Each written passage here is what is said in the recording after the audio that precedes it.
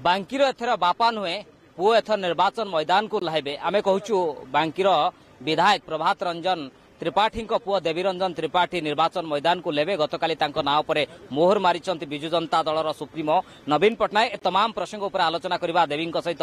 देवी प्रथमे स्वागत करी कनक न्यूज को। कौन रहिबो प्राथमिक प्रतिक्रिया जे सुप्रीमो आपन को उपर आस्था प्रकट कले?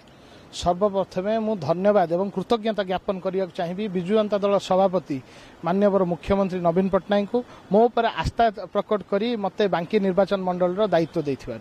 केमती रहिबो 2019 निर्वाचन गोटे कुआ जाउची टॉप कंपटीशन हबो।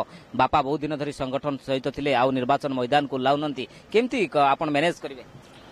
देखंतु आज्ञा सबु बेले विगत 25 वर्ष हलानी बांकी जनसाधारण एवं माँ चर्चिका सबु बेले आम परिवार प्रति आशीर्वाद अच्छी। मु विश्वास करुच्ची 2019 रे मध्य से अकुंठ आशीर्वाद माँ चर्चिका एवं बांकी जनसाधारण मो पर रहिबो। बापा आपन पई प्रचार करिवे एथरो? निश्चिंत भावे बापा स्वाभाविक भावे बाबा नैतिकता आधार रु कहिसंती प्रत्यक्ष भावे जनसाधारण सेवा निवृत्त रहिबे किंतु परोक्ष भावे सेवा करियार कोनोसी असुविधा नाही।